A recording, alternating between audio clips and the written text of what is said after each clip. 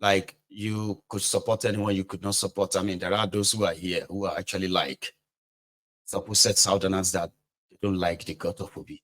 And they'll tell you, I don't like him, I don't like him. I do not support him. You can call them anything, they don't. Sure, you get. So it's not because you don't like somebody or you don't support somebody, that's why people are saying you are this. No, you are horrible. If you are somebody whose words could actually be filtered by possibly the amount of access you have or you have to those who want you to say something anytime. That's not a man. That's a total CC. You get what I mean? So anyway, I saw that and I put that together and I was like, okay, yeah, let that be on record so that we can move on. Right? Yeye Bello, by the way, is not giving up. The corrupt judiciary in Nigeria, they will shield him. Let me tell you how. There is already a court order that says that Yeye Bello cannot be arrested. Yeye Bello cannot be tried. Yeye Bello cannot be investigated for anything that has to do with missing money, mismanagement of public resources or fund in Kogi State. There is already a court order. Today they went to court to go and appeal that order so that they can lift it. Guess what? The judge was not around. EFCC went to court. So that's how corrupt the system is. So today is as well, there were a number of Nigerian lawyers. They staged a protest on behalf of Yeye Bello. The EFCC should stop harassing him. Ibira youth and some few other youth from Kogi, they also staged another protest that people should leave Yeye Bello alone. What can you say? Yeah? Let me show you their banners they were putting together to organize their display today. In bid to escape returning 80 billion. See waiting the runaway former governor of Kogi State sponsor people to do. Just look. Just see. If this one no be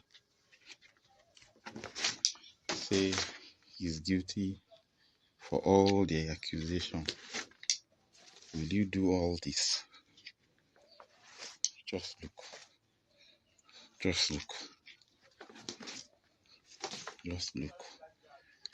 It's one closed road though, and they hide to do all these things.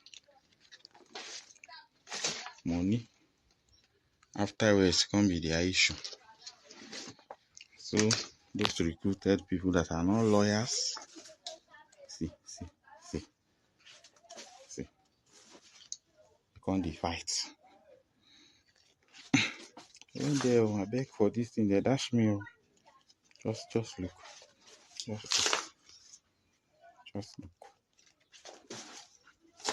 Just look.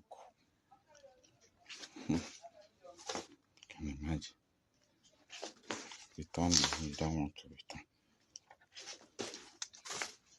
You are running your money and recruiting people to come and do solidarity work for you.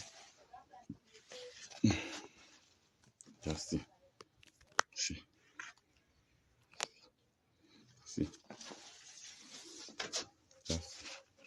Just see. Well, Nigeria cannot be saved. It cannot be helped. And all of you are Nigerians. The sooner you know this, the better for you. Okay? Your lost identity or confused identity could be your own making on the side, and you cannot make that. See all this old madness. Every 4 years, the life of a lot of you are stolen. 8 years. And before you know it, you are no longer that young person anymore. They've stolen your youth. Now you are there, possibly lost in your supposed adult life. nothing to show for it. Then you continue to repeat the cycle. But if you don't break up this contraption, if you don't begin to break the contraption up in your head, it will consume you like it's been claiming the lives of innocents among us. Even though somebody said, are you sure Nigerians are innocent? I'm like, well, maybe not all of us. Many of us are enablers of this iniquity, enablers of all this madness that continues to claim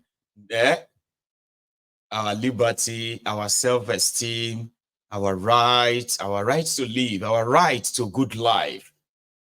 And it continues to claim our lives too. You need to break it up.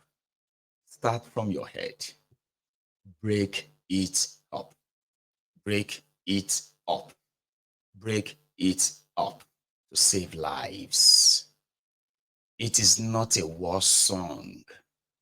It is a liberty, freedom song. Say, break it up. Break it up. Break it up to save lives. Referendum is not war. And I'm happy reading it today when they said, when Professor Banji Akintoye's interview on Arise TV, and it was pretty much specific by denying and denouncing this Yawoni Diri and whatever she's up to. Okay? Because the idea of one Nigeria is not our own. The idea of one Nigeria is similar to the idea of one North. There is no one other Nigeria as well, but British created that. The Fulani Uthman Dan Fodio terrorists that came to terrorize the Hausas, took over their land, killed their kings, and made himself emir. Uthman Dan Fodio was killed by the Middle Beltans. It was one of the arrows that killed him. He died horribly in his efforts to go and take the Tifi people, the Beron people, and as well as all these ethnic nationalities that that populated the Middle Belt part of Nigeria. So 1-2 arrow that hit him. That was the end of the jihad. The jihad died in 1807. The moment it got to Tifi land, it never passed there. The Kanuris as well, they were never for any reason under the Fulani oligarchy. British created that. A lot of you today will probably listen to the reading this afternoon will probably now remember that if the British wanted the southern Nigeria to be the biggest, the Bakassi Peninsula and southern Cameroon that is at war with northern Cameroon today for their own independence, they won't. They will be part of southern Nigeria. So the effort of trying to make the northern Nigeria to rule Nigeria is not for you, it's not for me, it's not for us. They had no plan for all of us. We were not here when they were making those decisions, so they don't give a damn about us whether we exist or not. Now we are existing. We are now the victims of all those arrangements, right? So Nigeria is not for me, Nigeria is not for you. And how many times will they tell you that Nigeria is not for you? Asari, help me. How many times would they tell you before you know that Nigeria is not for you? Ah! Now they never leave you. They have left you behind. Photo, not be juju be that. Sorry, oh. May God not allow them, make them kill you. 70 years old man. Like I was saying, the Kanuris, they were never, for any reason, conquered or even stood. The Fulanis did not stand a chance with the Kanuris until the British decided to do their expedition. And when they wanted to hand over the one North, they handed it over to the Fulanis. They did. And that's why Fulani could think they are like invincible and all of that. And they still so much rely on that arrangement with the British till today, till tomorrow. Because you and I, from southern Nigeria, who have been like made to hate ourselves, That too got verified today. We're made to hate ourselves for the purpose that we will never, ever see why we are supposed to be free. A Yoruba man is going to be the one against the Yoruba nation. Ask yourself why. An Igbo man is the one that's going to be against the Biafra. Ask yourself why. It's because Nigeria has made them to be like that. And generations upon generations after generations have been made to believe like that. That is why we would always, we will always be at the mercy of those who have no who have no single, what do you call it, on us when it comes to what we are supposed to be capable of. Our ego, our own, what else again? Yes, our ego will never let us see beyond that, would it? There is no one Nigeria. There is no one Nigeria. Even if you really do wish, you really wanted it to be, you wanted one Nigeria, but there is nothing called one Nigeria. The idea is that of the British. Not yours, not mine, not those before us. And that is why when you hear the word break it up, don't panic. We are asking them to break up the British, the British business center named Nigeria. It is the British creation, like many others, but this faulty creation deserves to be scrapped. It no longer serves the purpose of the millions of people that are trapped within it. So those people should be able to have the chance and choice of making their own choices, don't you think? Like you watching me right now, don't you think that you deserve to have a say whether you want to be a Nigerian or not? Don't you think so? Like, this decision was taken for us. We had no choice. But don't you think that everyone who is part of this contraption right now deserves a say? They deserve to say if they want to still be part of it or not. You don't think so? Well, I do. I do think that we all deserve to have that shot. You want one Nigeria, I don't. Now let's count ourselves. That's how it is done. That is what a referendum is all about. It's not a fight. It's not a threat of anything. Yeah, you are still going to be my brother. In Yoruba land, you will have your say, as it should be. You want Nigeria, great. Oh yeah, collect your ballot and write it there, Nigeria. I will collect mine and I will put the Republic of the Yorubas. You see? Or I will put Yoruba Nation. No, listen.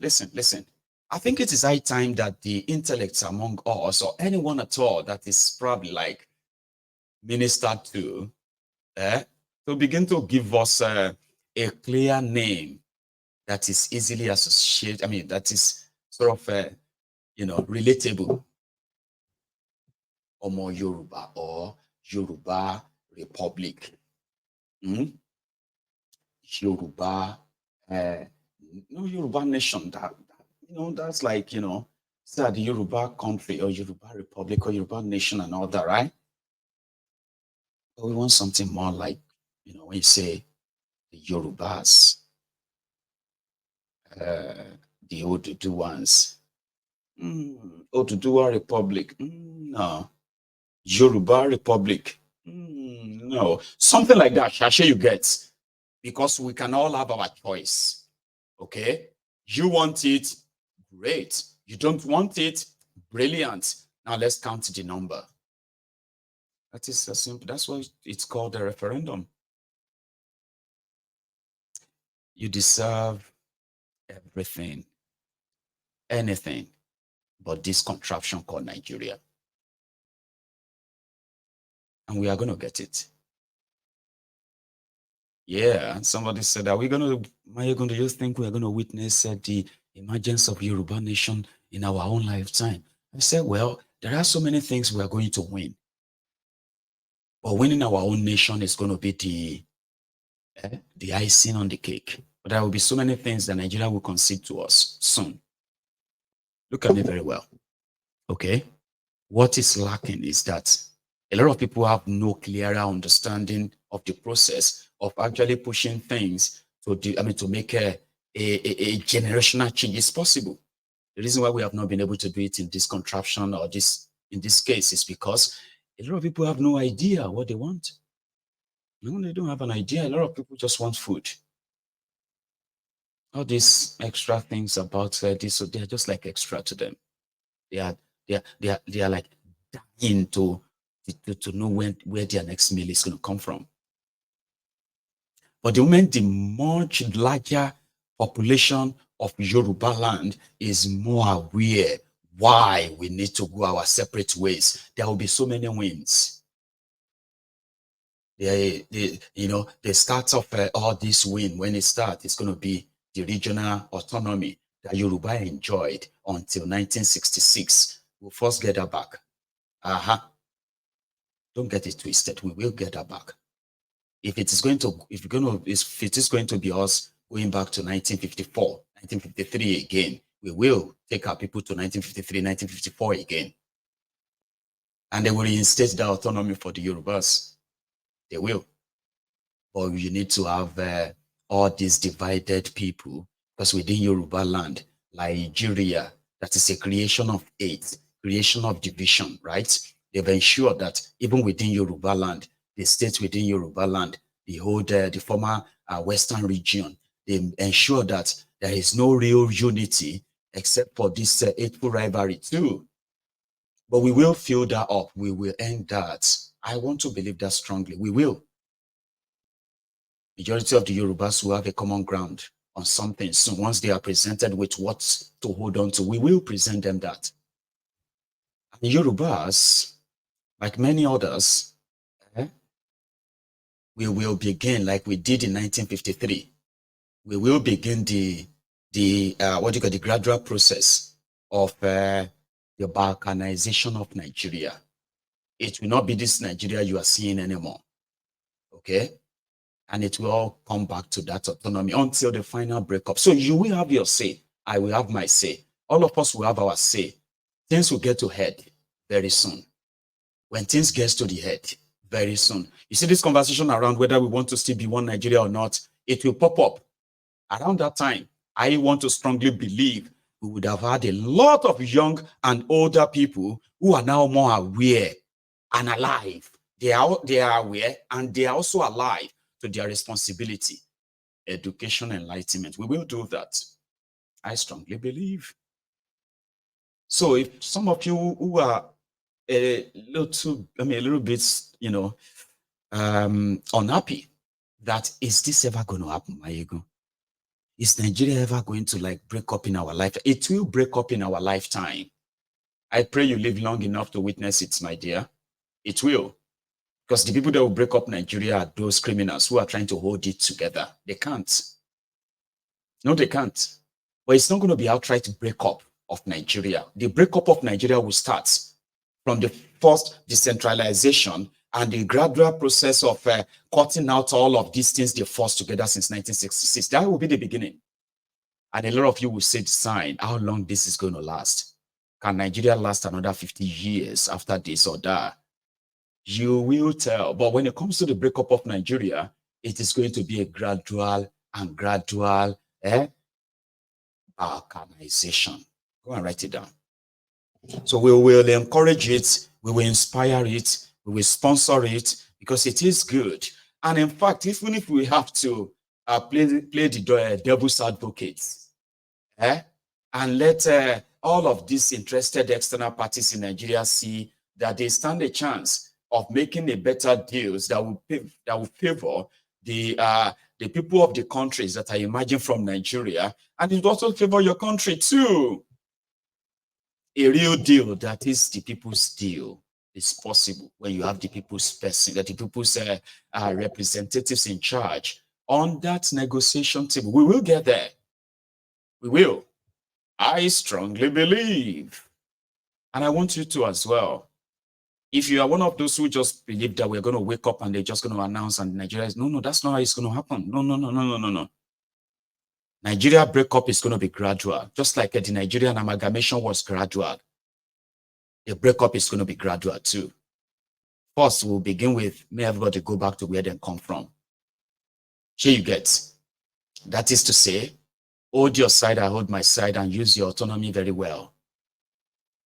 And indeed, there will be a new constitution for that contraption, the constitution that will represent all of us. And inside it, our exit plans will be boldly stated inside there, how we're going to part our ways.